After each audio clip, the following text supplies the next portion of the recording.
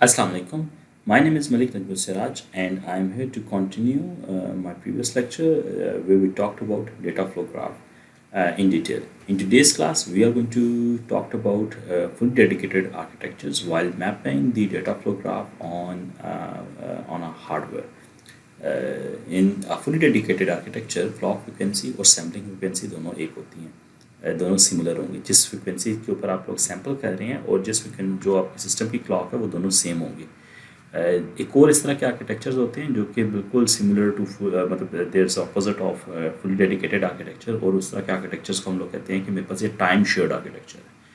अब इन दोनों में थोड़ा सा चीज़ों में फ़र्क है। जैसे मैं अगर बात करूँ ना फुल डेडिकेटेड आर्किटेक्चर की, इन फुल डेडिकेटेड आर्किटेक्चर मेरे पास ना I have resources, a lot of resources, और मैं उनको डेडिकेटेडली यूज़ कर सकता हूँ अपने सिस्टम के अंदर for modelling. Whereas in case of a time shared architecture generally हमारे पास रिसोर्स रिस्ट्रिक्शंस होती हैं कि मेरे पास रिसोर्सेज अवेलेबल नहीं है। अगर मेरे पास रिसोर्सेज अवेलेबल नहीं है तो मुझे क्या करना पड़ेगा, मुझे रीयूज़ करने पड़ेंगे उन्हीं रिसोर्सेज को दोबारा। तो जब मैं रीयूज़ कर रहा हूँ उन्हीं रिसोर्सेज को दोबारा, तो इसको हम लोग कह रहे हैं टाइम शेयर्ड आर्किटेक्चर। इसकी मैं एग्जांपल दे सकता हूँ कि लेट से मुझे ना दो नंबर्स को मल्टीप्लाई करना था। ठीक है, मुझे दो नंबर्स को मल्टीप्लाई करना था। लेट से मैं इसको ऐसे देखता हूँ कि मुझे ये परफॉर्म करना था। मुझे ना ये एक मल्टीप्लायर है, मुझे A multiply by B multiply by C ये परफॉर्म करा था। फुली डेडिकेटेड आर्किटेक्चर कह रहा है कि मुझे इसके लिए दो मल्टीप्लायर चाहिए होंगे, एक ये मल्टीप्लायर है और एक ये मल्टीप्लायर है। आई need to multiply them. First of all मैं इसे ए को और बी को आपस में मल्टीप्लाई कर रहा हूँ। ये ए मल्टीप्लाई हो रहा है इधर और इधर बी आ रहा है। So this is a multiplier which is multiplying two numbers A and B, और ये जो आउटपुट आ रही है इसको लिए मुझे आगे कोर मल्टीप्लायर यूज़ करना पड़ेगा, और जो कि ये परफॉर्म कर रहा होगा इसको मल्टीप्लाई कर रहा होगा सी के साथ। ये इनपुट सी है। ये मेरे पास फुली डेडिकेटेड आर्किटेक्चर्स हैं, इस तरह के आर्किटेक्चर्स हैं। Whereas in case of a time shared architecture मेरे पास रिसोर्सेज टाइम में शेयर हो रहे हैं। इसका मतलब है कि रिसोर्सेज सिर्फ टाइम में शेयर हो रहे हैं, तो इन रियलिटी मेरे पास रिसोर्स कंस्ट्रेंट्स हैं। लेट्स अज्यूम मैं ये कहता हूँ कि मुझे ये वाली इक्वेशन ही परफॉर्म करनी थी। I want to perform the same equation, but the problem now here is कि I have only one multiplier. इसका मतलब है कि अगर मेरे पास एक मल्टीप्लायर है तो मुझे क्या करना पड़ेगा, इफ़ आई एम सेइंग कि मेरे पास ये एक ही मल्टीप्लायर है, ठीक है, तो इसका मतलब है मुझे इस मल्टीप्लायर को पहले यूज़ करना पड़ेगा टू मल्टीप्लाई टू नंबर्स, जो कि एक नंबर एक ए आ रहा होगा, ठीक है,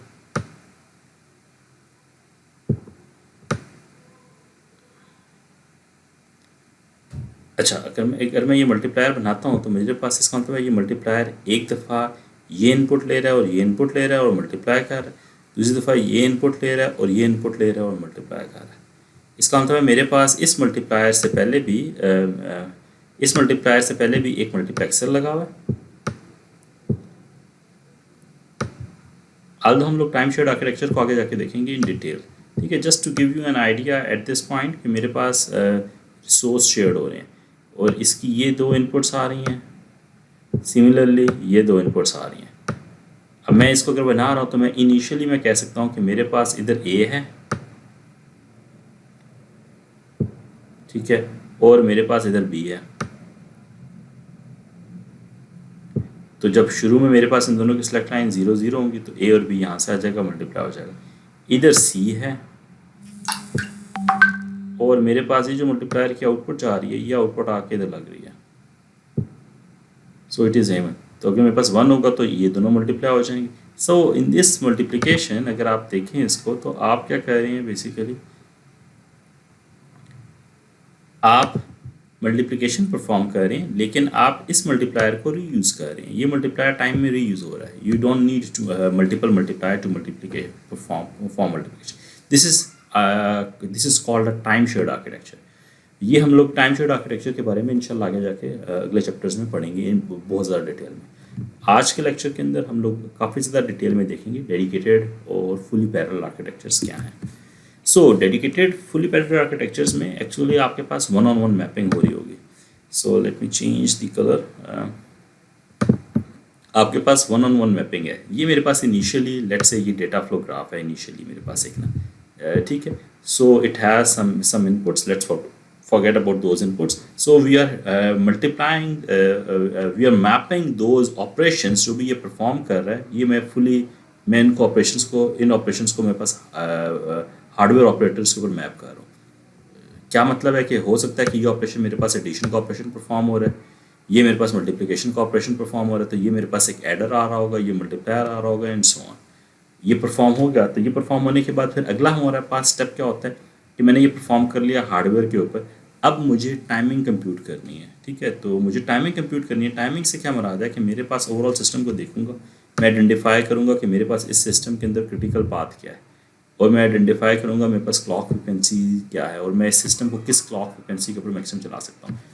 आपको याद होगा कि हम लोगों ने क्लास में इसकी बड़ी डिटेल डिस्कशन भी की थी कि हम लोग क्लॉक फ्रिक्वेंसी का और क्रिटिकल पाथ का कैसे ताल्लुक निकलता है, और हम लोगों ने क्लास में ये काफ़ी ज़्यादा कंप्यूट भी किए थे, ठीक है।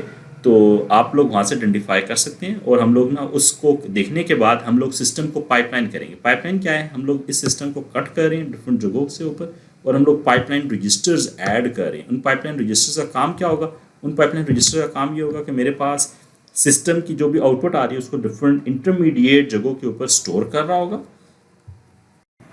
So you are actually storing those values on the intermediate register. This actually helps to break the combinational logic into multiple parts, and once the combinational logic is broken, you can now run the critical time is reduced, and you can increase the clock frequency. So this is what is pipeline, and we also reuse, we can use, हम लोग retiming भी perform कर सकते हैं। retiming क्या होती है, थोड़ा सा आगे जाके कुछ lectures में हम लोग ना यूज़ करेंगे, और उसको हम लोग बड़ी डिटेल में देखेंगे। पाइपलाइनिंग के बारे में कुछ बातें आप लोगों ने पहले भी देखी होंगी, और कुछ बातें हम लोगों ने भी थोड़ी बहुत बातें कर ली, और कुछ हम लोगों ने लेक्चर कोर्स BSD का स्टार्ट हुआ था तो उस वक्त हम लोगों ने कुछ बातें परफॉर्म की थी, कुछ बातें हम लोगों ने डिस्कस की थी इसकी। अगर मैं इसको देखूं तो डेडिकेटेड इम्प्लीमेंटेशन, अगर मैं इसको देखूं तो यहाँ पे दिखाया गया कि मेरे पास ये दो इक्वेशंस हैं। This is my output. अगर मेरे पास ये आउटपुट है और ये मेरे पास D है, जो कि D मैं इधर यूज़ कर रहा हूँ, ये जो D है ये बता रहा है कि मेरे पास D की वैल्यू एक डिलेड के बाद आ रही है। DN is delayed by 1।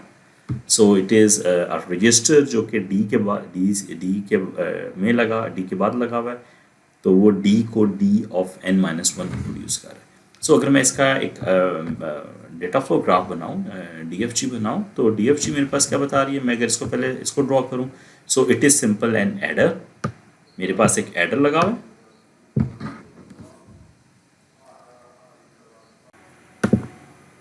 so this is a simple adder which is adding these two numbers। ये दो और numbers को add कर रहा है। एक number मेरे पास A आ रहा है, this is my A, और एक नंबर मेरे पास B आ रहा है, ये जो BA नंबर आ रहा है जिसको आपको ऐड परफॉर्म करे, और ये this output is called DN। ये आउटपुट मेरे पास DN है।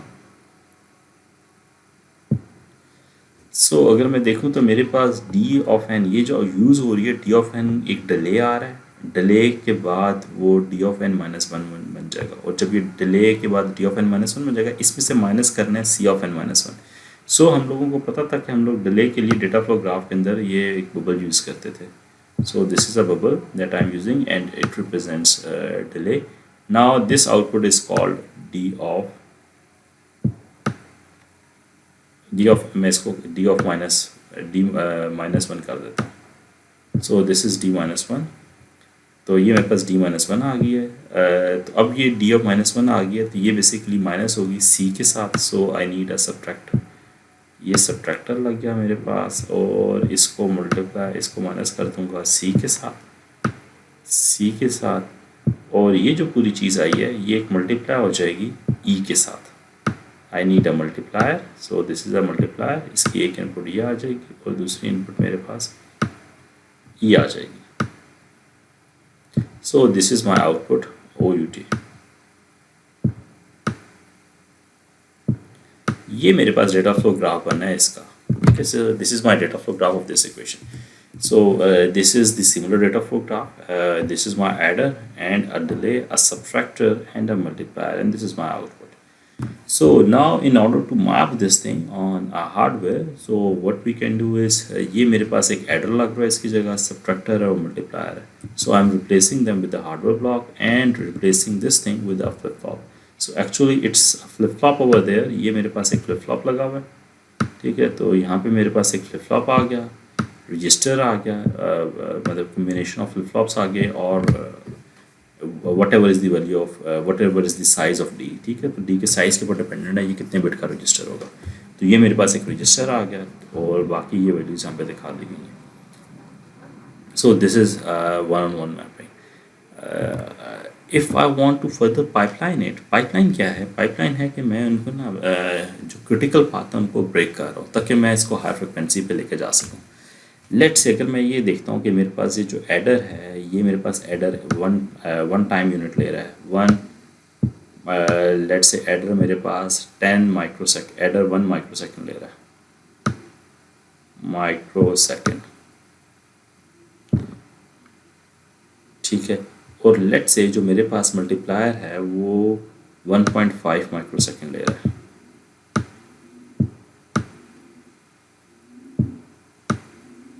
ठीक है, मैं रेंडम रख रहा हूँ, रेंडम कोई वैल्यूज़ मैंने चूज़ कर ली और मैं उसको यूज़ कर रहा हूँ. ये इसका जो टाइम है, इससे मुराद क्या है कि if I provide an input at T not which is T zero, तो वन माइक्रो सेकेंड के बाद ये डी वैल्यू आ जाएगी. इसमें अगर वैल्यू प्रोवाइड करूँगा तो ये कह रहा है कि मेरे पास 1.5 माइक्रो सेकेंड के बाद ये वैल्यू आ जाएगी. So these are the time. अगर मैं इसको फर्दर देखूँ तो मेरे पास ये कह रहा है कि मेरे पास मतलब है ये भी, यहाँ पे भी तो टाइम इतना ही लगेगा, 1 माइक्रो सेकेंड. सो 1 माइक्रो सेकेंड यहाँ पे लगेगा. सिस्टम के अंदर अगर हम लोग एक ही क्लॉक यूज़ कर रहे हैं तो ये जो क्लॉक है, ये जैसे मेरे पास अगर यहाँ से इनपुट आ रही है, ये इनपुट आई है मेरे पास 1 माइक्रो सेकेंड के बाद अदर इनपुट अवेलेबल हुई है, क्लॉक है जान लें. अगर मैं इसको देखूँ तो ये एक इनपुट आई है, आफ्टर 1 माइक्रो सेकेंड यहाँ पे आएगी, आफ्टर 1.5 माइक्रो सेकेंड यहाँ पे. सो ओवरऑल ये जो टाइम लग रहा है यहाँ पे अगर मैं देखूँ तो मेरे पास, अगर मैं इसको पॉइंटर को चेंज करता हूँ, सो ये जो टाइम लग रहा है, ये यहाँ पे टाइम लग रहा है, ये सो ये मेरे पास एक आ रहा है क्रिटिकल पाथ बन रहा है. ये जो क्रिटिकल पाथ बन रहा है इसका जो टाइम है वो 2.5 माइक्रो सेकेंड है. सो 2.5 माइक्रो सेकेंड आ रहा है. अगर मैं इसको फर्दर इसकी क्लॉक को हाई करना चाह रहा हूँ तो मुझे क्या करना पड़ेगा? What I need to do is, मुझे इस क्रिटिकल पाथ को फर्दर ब्रेक करना पड़ेगा. इस क्रिटिकल पाथ को ब्रेक कैसे कर सकता हूँ? ब्रेक ऐसे कर सकता हूँ कि मैं यहाँ से इसको ब्रेक करूँ और यहाँ पे रजिस्टर्स यूज़ कर लूँ. अल्टीमेटली क्या होगा? अल्टीमेटली जब ये ब्रेक हुआ क्रिटिकल पाथ तो मैं रजिस्टर यूज़ कर रहा हूँ, तो अब मेरे पास ये हाईएस्ट आर है. मैं अगर इसको फर्दर पाइपलाइन कर सकता हूँ तो मैं कर लूँगा. अगर मैं नहीं कर सकता इस मल्टीप्लायर को तो this is what it is, I have to live with it. मैंने यहाँ पे ब्रेक कर दिया और मैं अब क्लॉक फ्रिक्वेंसी, जो क्लॉक जो पीरियड होगा वो इससे मतलब हाई फ्रिक्वेंसी यूज़ कर सकता हूँ if you take the inverse. So अगर मैं इसको देखूँ तो मेरे पास ये जो लगा हुआ है, this is what is the algorithmic register that is already there and that is because of the algorithm. ये एल्गोरिथम की वजह से, इस एल्गोरिथम की वजह से ये एक रजिस्टर लगा हुआ है that is there. So this is the algorithmic register and ये रजिस्टर एल्गोरिथम की वजह से है. अगर मैं इस रजिस्टर को देखूं तो ये रजिस्टर हुआ जो कि पाइपलाइन की वजह से है. तो ये वो आपके दो पाइपलाइन की वजह से आपने रजिस्टर ऐड की. Remember that you can not add a single register eight this point. ठीक है, वन वे इज़ कि आपने कहा okay this is the critical path, this is the critical path, ये क्रिटिकल पाथ बन रहा है, ये क्रिटिकल पाथ बन रहा है. तो मैं खाली इस पाथ के ऊपर, मैं नीचे वाले पाथ को यूज़ नहीं करता, मैं नीचे वाले पाथ में ऐड नहीं करता, मैं इधर एक रजिस्टर ऐड कर देता हूँ. अगर मैं इधर रजिस्टर ऐड कर दूंगा तो मेरे पास सिंक्रोनाइजेशन इश्यूज़ आ रहे होंगे. सिंक्रोनाइजेशन इश्यूज़ क्या है कि ये जो इनपुट आ रही है जो ई ऑफ एन के ऊपर आ रही है और ये जो इनपुट आ रही है, इन दोनों ने इस दोनों ने इकट्ठे मल्टीप्लाई होना था, लेकिन यहाँ पे क्योंकि रजिस्टर आ गया तो ये वैल्यू लेट आएगी, तो इसकी अगली जो नेक्स्ट वैल्यू आएगी ये उसके साथ आके मल्टीप्लाई हो जाएगी. तो मुझे क्या करना है, मुझे इन दोनों के ऊपर रजिस्टर ऐड करना है ताकि मेरे पास जो मल्टीप्लिकेशन परफॉर्म हो ये सेम उसी इनपुट की परफॉर्म हो यहाँ पे आके मल्टीप्लिकेशन. ठीक है, so actually this is what it is. और ये बेसिकली हमारे पास डेडिकेटेड आर्किटेक्चर्स के अंदर ये हो रहा है. So this is what dedicated architecture जिसके हम लोगों ने इम्प्लीमेंटेशन देखे हैं. जो हार्डवेयर के कंपोनेंट्स होते हैं हम लोग जिनके ऊपर मैप कर रहे होते हैं, या तो वो एडर्स हो सकते हैं, मल्टीप्लायर्स हो सकते हैं। एडर्स और मल्टीप्लायर के ऊपर आगे जाके हमारे पास एक बड़े डिटेल्ड लेक्चर्स हैं जिनके ऊपर हम लोग देखेंगे कि किस तरीके से हम लोग एडर्स और मल्टीप्लायर्स को फर्दर एफिशिएंट बना सकते हैं। Other is a barrel shifter. आप लोगों ने डीएलडी के अंदर बैरल शिफ्टर देखा होगा, और अगर नहीं देखा हुआ तो शिफ्ट रजिस्टर है जो कि शिफ्टिंग परफॉर्म कर रहा है। Barrel shifter is a specific type of shift register जो कि शिफ्टिंग परफॉर्म कर रहा है, लेकिन आप या तो शिफ्ट बाय 1 बिट कर सकते हो, 2 बिट कर सकते हो, 3 बिट कर सकते हो, और n बिट शिफ्ट कर सकते हो। लेकिन ये जो शिफ्टिंग है ये क्लॉक के ऊपर डिपेंडेंट नहीं होती। मैं अगर अगर डिफाइन करता हूँ कि मेरे पास शिफ्ट रजिस्टर है, जैसे हम लोगों ने देखा हुआ कि let's say if this is my shift register, और मैं कह रहा हूँ कि मेरे पास ये लेट्स से 1 2 3 4 बिट का शिफ्ट रजिस्टर है, तो मुझे हर क्लॉक के ऊपर मैं एक एक बिट इधर मूव कर रहा था, और ये बिट अगर सर्कुलर में मूव कर रहा था, तो मेरे पास अगर मुझे इस बिट को इस जगह पे लेके जाना है तो मुझे एक क्लॉक और 2 clock, I need 2 clocks to move this thing. That is a simple. लेकिन बैरल शिफ्ट रजिस्टर होगा तो मुझे ऐसा परफॉर्म नहीं करना पड़ेगा। मैं एक ही क्लॉक में मैं कहूँगा कि अच्छा ओके फाइन, मुझे इस वैल्यू को इधर मूव करना है, मुझे शिफ्ट बाय 2 परफॉर्म करना है, तो I can do a shift by 2 in a single clock. So this is what barrel shifter is, और बैरल शिफ्टर इस तरीके से एफिशिएंटली डिज़ाइन होता है और वो इस तरह के काम परफॉर्म कर रहा होता है। Register file is a group of registers जिनके ऊपर आप रीड एंड राइट परफॉर्म कर रहे हो और उसको आगे लेकर चल रहे हो, उसको आगे यूज़ कर रहे हो। So it's a group of registers जो कि कंबाइन करती हैं, इसको हम लोग कह रहे हैं रजिस्टर फाइल। अगर हम लोगों ने शुरू में जब क्लोर्स की बात की थी तो हम लोगों ने कहा था कि यार एफ के अंदर स्लाइसेस होते हैं, और slices are made up of lookup tables. F के अंदर इसके अलावा और भी बहुत सारे कंपोनेंट्स होते हैं जिन कंपोनेंट्स के ऊपर आप चीज़ें मैप कर रहे होते हैं, और जो कि चीज़ों को एफिशिएंटली वे में डिज़ाइन हुए हुए उसके अंदर एम्बेडेड बढ़ते हैं। जैसे अगर ज़ानिक्स फैमिली में देखूँ तो DSP48 का एक ब्लॉक है जो कि वर्टेक्स में भी है। इवन आपके पास जो स्पार्टन 6 पड़ा हुआ है लैब्स के अंदर, स्पार्टन 6 के अंदर भी ये वर्टेक्स DSP48 का ब्लॉक है। DSP48 का ब्लॉक बड़ा एक एफिशिएंट ब्लॉक है जो कि एक टाइम के ऊपर 18x18 के इसके अंदर मल्टीप्लायर लगा होता है। आप 348 बिट मल्टीप्लेक्सर्स लगे होते हैं,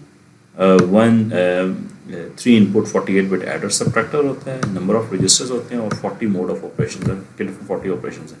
ये जो मल्टीप्लायर्स हैं ये इन डिफरेंट ऑफ फैमिलीज के अंदर भी अवेलेबल है। अब ये जो ब्लॉक है, ये ब्लॉक स्पेसिफिकली इसका नाम भी देखें DSP48। DSP एल्गोरिथम्स के अंदर जनरली आप लोगों को आइडिया होगा कि आपको मल्टीप्लिकेशन और एडिशन बहुत ज़्यादा परफॉर्म करनी पड़ती है। ये जो मल्टीप्लिकेशन है एडिशन है, तो ये DSP48 का ब्लॉक ही इसलिए बना गया कि अगर मैं DSP एल्गोरिथम्स को FPGAs के ऊपर मैप कर रहा हूँ तो जो मल्टीप्लिकेशन और एडिशन मुझे बार बार परफॉर्म करनी पड़ रही है, तो उसको मुझे एफिशिएंट परफॉर्म करने के लिए मैं ऑटोमेटिकली उसको DSP48 ब्लॉक के ऊपर जब मैं मैप करूँगा तो वो एफिशिएंटली परफॉर्म हो रही होगी। यहाँ पे थोड़ा सा डिटेल दिखाई गई है, हम लोग इसकी डिटेल में जाएंगे नहीं, जस्ट टू टेल यू कि मेरे पास ये 18x18 का multiplier and this is the internal of 18x18 multiplier कि वो किस तरीके से परफॉर्म कर रहा है। ठीक है, तो 18 बिट के नंबर्स को किस तरीके से परफॉर्म कर रहा है, लेकिन हम लोग उसके इंटरनल में नहीं देख रहे कैसे परफॉर्म कर रहा है। Okay, now in order to emphasize further on कि हार्डवेयर की मैपिंग को, हम लोगों ने शुरू में कहा था कि यार ये जो चैप्टर है ये बेसिकली ज़्यादातर फोकस्ड है टूवर्ड्स DSP। सो यहाँ पे वन ऑफ द एग्जांपल ली गई है जो कि फ़िल्टर की एग्जांपल ली गई है, और हम लोग इस फ़िल्टर के ऊपर ज़रा मैपिंग करके देखेंगे और इसका वेरिलॉग कोड भी देखेंगे कि किस तरीके से वेरिलॉग कोड बन रहा है। सो अगर मैं इस फिल्टर को देखूं तो मेरे पास ये एक आउटपुट है, this is the output pi of n, और ये जो आउटपुट है ये बेसिकली ये एक IAR फिल्टर है। ये जो आउटपुट है ये आउटपुट यहाँ से आ रही है, इससे आ रही है। So I need multiple multipliers और मुझे मल्टीपल एडर्स चाहिए इसके लिए, और along with that I need registers जो कि जैसे ये 2 रजिस्टर्स यूज़ हो रहे हैं, these are the short registers. So अगर मैं इसको देखूं तो मुझे इसका, अगर मैं let's say I start by writing a Verilog code, तो इसका वेरिलॉग कोड क्या होगा, I need to start with the keyword module. ठीक है, मॉड्यूल कीवर्ड से स्टार्ट करूंगा and then name of the module, I need to define the name of the module. This module has an input x of n, this is the input, this is the output. ठीक है, what else is are the input of this module. ठीक है, और भी कुछ क्या input होंगी इस मॉड्यूल की। जब भी आप लोग याद रखो, जब भी आप सिंक्रोनस सर्किट डिज़ाइन कर रहे हो, सिंक्रोनस सर्किट्स वो हैं जो कि आपके पास क्लॉक के ऊपर डिपेंडेंट है। तो इन तमाम सर्किट्स के अंदर दो इनपुट्स लाजमी होंगी। एक इनपुट क्लॉक होगी, दिस इज़ द क्लॉक, जो कि लाजमी होगी, और दूसरी इनपुट रीसेट है जो कि इनके अंदर लाजमी होगी। So you always need clock and reset. So अगर मैं देखूँ तो ये एक मॉड्यूल होगा जिसकी इनपुट एक्स होगी, एक इनपुट क्लॉक होगी। एक्स ऑब्वियसली सिंगल बिट का नहीं होगा, it is a 16 bit number. एक इनपुट क्लॉक होगी which is a single bit number, one input is a reset which is again a single bit number, and one output which is a 32 bit number, and it is called y of n. So this is a module, let me change the pointer color. So this is a module which is an IR filter, and these are the module ports. So you need to define these is input is a signed input which is a 16 bit, clock and reset आ गया, and this output is again a signed output which is a 32 bit number. सो अगर मैं देखूं तो इसके बाद मैंने कुछ variables define किए हैं यहाँ पे। अगर आप देखें तो कुछ वेरिएबल्स डिफाइन है, एक WFN है, एक WN है, और WN-1 और WN-2। This is called WN, ये इनपुट है, इसको हम लोग कह रहे हैं कि WN है। इसको अगर मैं कहूँ कि ये WN-1 है, WN एक डिलेड वर्जन ऑफ WN है, this is the delayed version of WN-1, ठीक है। सो और अगर मैं इसको देखूं तो ये बेसिकली WNF है, लेट्स सी, WFN है, WFN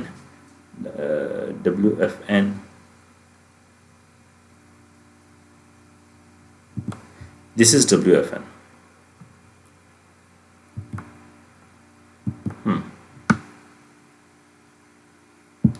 WFN,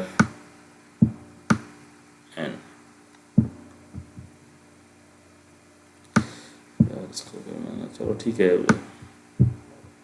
इसको मैं ऐसे लिख देता हूँ, WFN, दिस इज WFN। सो अगर मैं इस कोड को देखूँ तो मेरे पास ये कोड बड़े मज़े से लिखा हुआ है।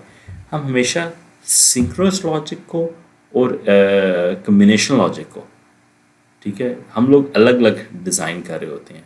हम कम्बिनेशन लॉजिक को और सीक्वेंशियल लॉजिक को कभी भी हम लोग इकट्ठे डिज़ाइन नहीं कर रहे होते, दोनों को अलग अलग ब्लॉक्स में बना रहे होते हैं। अगर मैं इसमें देखूं तो मेरे पास इसमें सिंक्रोनस लॉजिक कौन सी है, सीक्वेंशियल सर्किट की लॉजिक कौन सी है, एक ये है और एक ये है। तो इसका मतलब है इसके ब्लॉक्स अलग होंगे, बाकी सब इसके अंदर कम्बिनेशन सर्किट है, कम्बिनेशन लॉजिक है, तो उसको अलग मैप कर रहे होंगे, ठीक है। तो दोनों को हम लोग मिक्स नहीं कर रहे होंगे। सो अगर मैं यहाँ पे देखूँ तो ये डिफ़ाइन कर दिए, कुछ वायर्स डिफ़ाइन कर दिए, उनके साइजेस आपको वहाँ से आप निकाल सकते हैं, और ये कुछ साइजेस हैं जो कि वहाँ पे लिखे हुए हैं, तो आपने उनको निकाल दिए।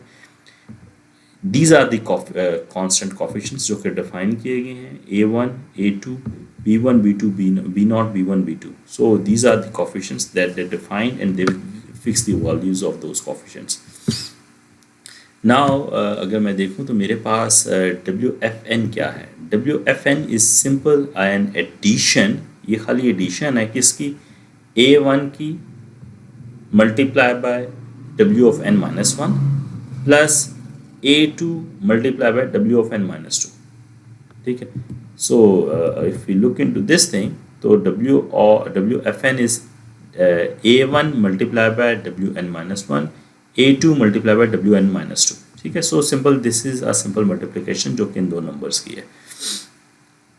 सो अगर मैं WN को देखूं तो WN is this is the WN which is simple addition of WFN plus XN.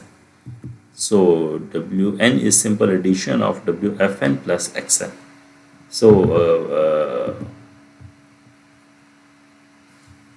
अगर मैं सिंपल WN को देखूं तो WN is this is the logic of W of N and W of n-2. So ये मेरे पास sequential circuit था, तो मुझे इसको always ब्लॉक के अंदर मैंने लिखा always at positive of clock और negative edge of reset. And this is a simple flip flop code जो कि हम लोगों ने क्लास में भी देखा था। अगर रीसेट की वैल्यू असर्टेड है, रीसेट 1 है, तो आपने क्या कर दिया, W of n को और W of n-1 को आपने 0 कर दिया। रिमेंबर दिस थिंग, ये आपको हम लोगों ने हमेशा लेस देन इक्वल टू का साइन यूज़ करेंगे जब भी हम लोग क्लॉक के अंदर बैठे होंगे। ऑलवेज ब्लॉक अगर के अंदर हैं और हम लोग ऑलवेज की सेंसिटिविटी लिस्ट के अंदर अगर क्लॉक डिफाइंड है तो हमेशा लेस देन इक्वल टू का साइन यूज़ करेंगे। ठीक है, तो आप देख लें यहाँ पे सारे लेस देन इक्वल टू के साइन। अगर रीसेट होगा तो मैंने इन दोनों रजिस्टर्स को रीसेट कर दूंगा, 0 से इनिशलाइज कर दूंगा। अगर रीसेट नहीं होगा और मेरे पास तो मैं क्या करूँगा, डब्ल्यू ऑफ एन के अंदर एक्स ऑफ एन आ जाएगा और डब्ल्यू ऑफ एन टू के अंदर W of N minus one आ जाएगा। ठीक है, तो इसकी वैल्यू, नई वैल्यू क्या होगी क्लॉक एज के ऊपर, ये वैल्यू आ जाएगी इसके अंदर, और इसकी नई वैल्यू क्या होगी, ये वैल्यू यहाँ पे आ जाएगी। ठीक है, so this pretty much defines this thing, and this Y output is nothing just, अगर मैं वाई आउटपुट को देखूँ तो वाई आउटपुट ये है सिंपल। वाई आउटपुट क्या है, Y output is simple W of n multiply by B naught plus w of n minus 1 multiplied by b1 plus w of n minus 2 multiplied by b2. So this is actually y of n. Y of n is simple this equation जो यहाँ पे लिखी हुई है. So this is the pretty much Verilog code. This E is missing module and module. This is the pretty much code, Verilog code of this thing. Then you need to write the stimulus of this thing. Once you write the stimulus, you need to test this thing in on a waveform. जो कि आप लोग lab में perform कर रहे हो, और उसके बाद करने के बाद आप इसको सिंथेसाइज करोगे और उसको मैप करोगे हार्डवेयर के ऊपर, तो ये फिर आपके पास जो फिल्टर है AR फिल्टर, ये हार्डवेयर में चलेगा। सो अगर मैं इसको देखूं तो, और मैं इसको सिंथेसाइज करूं स्पार्टन 3 के ऊपर, स्पार्टन 3 के ऊपर अगर मैं सिंथेसाइज करूं तो स्पार्टन 3 के अंदर कोई DSP48 का ब्लॉक नहीं है, लेकिन उसके अंदर एडर्स हैं और मल्टीप्लायर्स हैं। तो अल्टीमेटली ये जो डिफरेंट पूरी लॉजिक है, ये इस तरीके से ये स्पार्टन 3 के ऊपर सिंथेसाइज हो रही है। अगर आप देखें तो इसको आप रीड भी कर सकते हैं, जैसे ये दिखाया गया है कि ये W ऑफ n है, ये आउटपुट W ऑफ n की आ रही है। ये जो W ऑफ n आ रहा है ये कहाँ से आ रहा है, ये बेसिकली एक इनपुट यहाँ से आ रही है और एक इनपुट ये आ रही है। एक इनपुट आ रही है W ऑफ n माइनस 2 से आ रही है। W ऑफ n कहाँ से आ रहा है, एक इनपुट आ रही है जहाँ से आ रही है और एक यहाँ से आ रही है। W of n minus 1 multiplied by a1, w of n minus 2 multiplied by a2 plus x of n. So w of n minus 1 multiplied by a2 plus w of n minus 1 into, ये basically जो input आ रही है ना, ये वाली जो ये w of n minus 1 into a1 है। ठीक है, this is w of n minus 1 और ये बेसिकली x है। तो आपने इन दोनों को ऐड किया और इन दोनों को ऐड करने के बाद इससे आपने मल्टीप्लाई कर दिया, तो ये आपके पास w of n f आ गया। ठीक है, this is what it is, ये W ऑफ n f आ गया। सो जब ये आपके पास x के साथ ऐड होगा तो ये W ऑफ n बन जाएगा। सो जब ये x के साथ ऐड होगा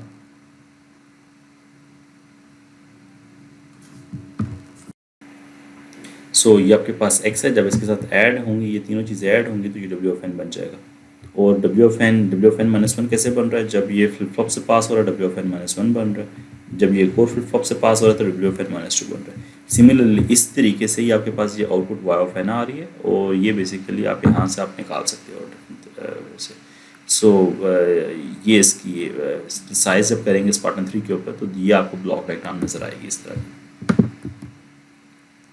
और ये उसके फर्दर रिजल्ट्स हैं कि नंबर ऑफ स्लाइसेस स्पार्टन के अंदर, स्पार्टन 3 के अंदर इतने हैं, इस डिवाइस के अंदर स्पार्टन 3 की डिवाइस है 3S है, उसके अंदर इतने स्लाइसेस हैं और उसमें से इतने स्लाइसेस आप यूज़ कर रहे हैं। फ्लिप फ्लॉप्स हैं जो इतने हैं,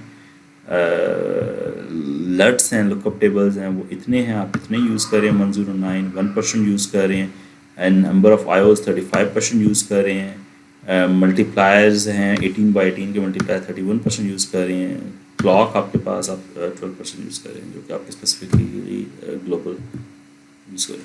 और अगर आप इसको वर्टेक्स 4 के ऊपर मैप करते हैं, जिन वर्टेक्स 4 के ऊपर DSP48 का ब्लॉक है, तो आपके पास ये हार्डवेयर की मैपिंग बन जाती है, because now you are using DSP48 to perform all those operations that we already identified. तो ऑप्टिमाइजेशन ये खुद परफॉर्म कर रहा होता है और ये एफिशिएंट वे में आपको डिज़ाइन करके दे रहा होता है। सो भी इसकी डिटेल में मैं नहीं जाऊँगा इतनी ज़्यादा डिटेल में कि यार ये किस तरीके से आ रही है, बट आप लोग इसको निकाल सकते हो, आइडेंटिफाई कर सकते हो, जैसे यहाँ पे इसने आइडेंटिफाई किया हुआ है। डिज़ाइन ऑप्शन में ये बड़ा एक इंटरेस्टिंग है, बड़ा चैलेंजिंग है, बड़ा लेट्स से हम लोग कहते हैं कि मेरे पास ना एडर्स, मेरे पास 3 किस्म के एडर्स अवेलेबल हैं, 3 किस्म के मल्टीप्लायर्स अवेलेबल हैं, और मेरे पास रिलेटिव टाइमिंग इन तीनों एडर्स और मल्टीप्लायर्स के आपस में दी हुई है, और रिलेटिव एरिया दिया हुआ है, जितने एरिया को वो ऑक्यूपाई करेगा। लेट्स से कि ये एडर टाइम टी यूज़ कर रहा है, ये जो एडर है एडर टू A2 यूज़ कर रहा है, वो 1.3 ऑफ अ टाइम यूज़ कर रहा है, 1.3 ऑफ अ टी यूज़ कर रहा है, दैट मीन A1 से ज़्यादा टाइम यूज़ कर रहा है, A3 A2 से भी ज़्यादा टाइम यूज़ कर रहा है। लेकिन अगर मैं एरिया वाइज देखूँ तो A2 का एरिया, A1 का एरिया सबसे ज़्यादा ऑक्यूपाई हो रहा है, A2 का एरिया उससे कम ऑक्यूपाई हो रहा है, that mean resources, physically resources जो यूज़ कर रहा है, स्लाइसेस, लर्ट्स या बाकी ब्लॉक्स, वो कम यूज़ कर रहा है। A3 उससे मज़ीद कम यूज़ कर रहा है एरिया। सिमिलरली मल्टीप्लायर है, जो मल्टीप्लायर M1 है, वो 1.5 टाइम्स ऑफ टी यूज़ कर रहा है, ये 2 टाइम्स है और 2.4 टाइम्स है। इसका मतलब है this multiplier is efficient multiplier, this adder A1 is the efficient adder. लेकिन इन दोनों के एरियाज देखो, area wise those are not efficient. Area wise efficient कौन है? M3 एफिशिएंट है, ये एफिशिएंट है, और A3 एफिशिएंट है। नाउ जनरली हम लोग क्या करते हैं, मेरे पास अगर कोई भी आर्किटेक्चर होता है जिसे मैप करना होता है, चूज़ द फास्टेस्ट ब्लॉक और द क्रिटिकल पाथ, जो भी फास्टेस्ट होगा, क्योंकि क्रिटिकल पाथ को मैंने ब्रेक करना है और वो timing that is more crucial for us. तो हम लोग क्रिटिकल पाथ में जनरली वो एडर्स, वो ब्लॉक जो कि फास्ट हैं, उनको यूज़ करते हैं, और जो क्रिटिकल पाथ नहीं है उसमें ऐसे यूज़ कर लेते हैं जो कि मेरे पास बेशक स्लो हों, लेकिन एरिया वाइज वो एफिशिएंट हो। तो select different blocks for other parallel path that meet the timing. लेकिन ऑब्वियसली टाइमिंग इज क्रूशियल, वो टाइमिंग मीट करे। जैसे यहाँ पे एग्जांपल दी गई है कि मेरे पास ये 2 एग्जांपल दी गई है, इसमें दिखाया गया कि this is the critical path. अगर ये क्रिटिकल पाथ आ रहा है तो मेरे पास ये जो मल्टीप्लायर्स हैं, ये एडर्स हैं, ये मल्टीप्लायर हैं, ये एडर है, ये एफिशिएंट होने चाहिए। ठीक है, ये एफिशिएंट होंगे। तो आप क्या कर रहे हैं, यहाँ पे आप एफिशिएंट मल्टीप्लायर्स यूज़ कर रहे हैं। एफिशिएंट मल्टीप्लायर कौन सा था? जिसका टाइमली एफिशिएंट था, 1.3 वाला। ठीक है, सो M1 आप यहाँ पे यूज़ कर रहे हैं, M यहाँ पे यूज़ कर रहे हैं, ये आपके पास एफिशिएंट एडर आएगा जो A1 था। लेकिन अगर आप इसको देखें तो अगर मैं कह रहा हूँ कि ये मेरे पास क्रिटिकल पाथ नहीं है, this is what we already know, assume कर रहे हैं कि ये हमें ऑलरेडी पहले से पता है। या अगर हम इसको देखें तो हमें नज़र आ जाता है कि यहाँ पे मेरे पास मल्टीप्लायर और एडर। यहाँ पे अगर देखें तो मेरे पास एडर है, मल्टीप्लायर है, तो ये क्रिटिकल पाथ ये कम नहीं बन रहा, ये क्रिटिकल पाथ बन। तो यहाँ पे अगर मैं देखूँ तो यहाँ पे मैं यूज़ कर सकता हूँ जो कि मेरे पास रिसोर्स एफिशिएंट नहीं है, जो कि टाइम एफिशिएंट नहीं है, लेकिन रिसोर्स एफिशिएंट है, उनको यूज़ कर सकता हूँ। So we are using them on that path. तो यहाँ पे मेरे पास M3 यूज़ कर रहे हैं, यहाँ पे A2 यूज़ कर रहे हैं, और यहाँ पे आप फर्दर आप A1 यूज़ कर सकते हैं यहाँ पे। So this is how you actually map them based upon the area and time. Mapping multi data flow graph in hardware. अगर मैं कभी भी इनको मैप कर रहा हूँ हार्डवेयर के ऊपर, तो मेरे पास या तो सिक्वेंशियल मैपिंग होगी या मेरे पास पैरेलल मैपिंग होगी। अब इन दोनों को हम लोग अगर डिटेल में डिस्कस करते हैं, लेट्स टेक दिस एग्जांपल। ठीक है, और मैं चेंज कर लेता हूँ अपना पॉइंटर का कलर, तो ताकि मैं ज़रा उसको अच्छी तरीके से उसको लिख सकूँ। सो मैं अगर इस डेटा फ्लो ग्राफ को देखूँ तो मैं इसको कह रहा हूँ कि मेरे पास ये जो है ए है, वो एक 1 टोकन कंज्यूम कर रहा है and it produce 3 token at the output. Similarly, B consumes 1 token and produce 1 token at the output. So if we look into the hardware, so A is consuming 1 token at the input and produce 3 tokens. So once it is producing 3 tokens, I need a storage device to store these 3 tokens. So this is a storage device which is storing 3 tokens. First token goes here, second token goes here, third token goes here, and this is my B. Now B, again, if I look into B, so now this A is producing output on 3 registers, 3 different storage devices, and B is consuming each one of those resources. So इसका मतलब है B की जो input आएगी या तो कभी यहाँ से आएगी, या यहाँ से आएगी, या यहाँ से आएगी. So in order to select them, which of the input goes to B, I need a multiplexer, and multiplexer is selecting कि कौन सी जो A की आउटपुट आई है वो B में जाएगी. So this is what it is. ये है बेसिकली सिक्वेंशियली सिंथेसिस है. ठीक है, मैंने सिक्वेंशियल प्रोसेसिंग की है, लेकिन मैं पैरेलल में भी प्रोसेसिंग कर सकता हूँ. पैरेलल में प्रोसेसिंग, सिक्वेंशियल प्रोसेसिंग कैसे है कि पहले बी ए ने जो प्रोड्यूस किया था ये टोकन, ये बी यूज़ करेगा, फिर ये टोकन यूज़ करेगा, फिर ये टोकन यूज़ करेगा। This is what time shared is. B है जो मेरे पास रिसोर्स रिस्ट्रिक्टेड है, रिसोर्सेज नहीं है, तो मैं टाइम में इसको बी को शेयर कर रहा हूँ, पहले इस टोकन को कंज्यूम करने में, फिर ये टोकन कंज्यूम करने में, और फिर ये टोकन कंज्यूम करने में।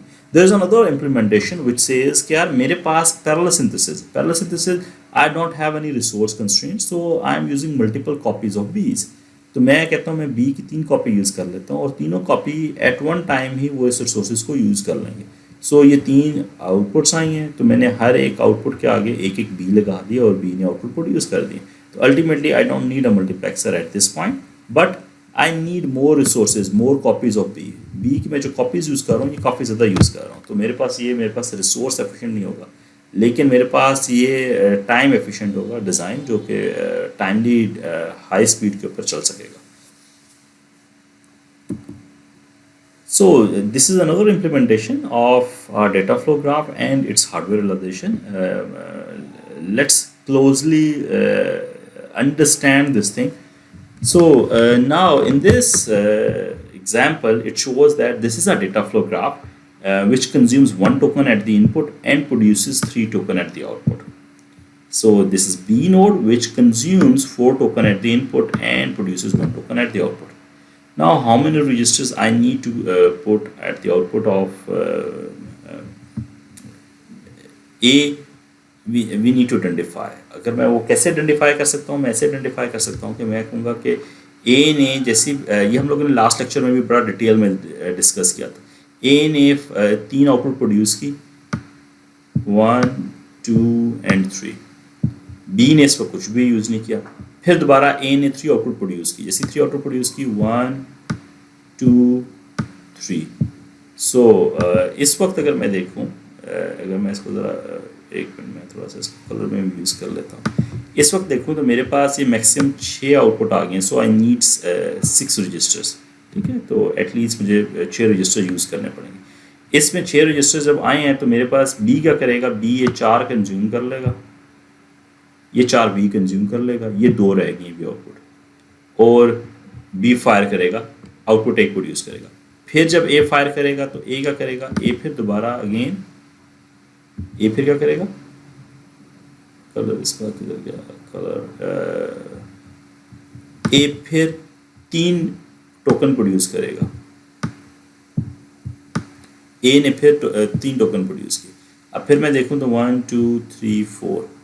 अब जब 3 टोकन प्रोड्यूस किए हैं तो बी फिर अगेन यूज़ कर लेगा token, let me change the colour, B फिर अगेन, ये अगर मैं देखूं तो मेरे पास अब इतने रजिस्टर चाहिए, 1, 2, 3, 4, 5 रजिस्टर चाहिए, और बी का करेगा, बी 1, 2, 3, 4 टोकन कंज्यूम कर लेगा और 1 टोकन प्रोड्यूस कर देगा। इसके बाद फिर ए दोबारा 3 टोकन प्रोड्यूस करेगा। ए जब 3 टोकन प्रोड्यूस करे दोबारा, लेट मी यूज पेन ताकि वो आपकी क्लैरिटी में रहे, ए फिर दोबारा 3 टोकन प्रोड्यूस करेगा, तो अल्टीमेटली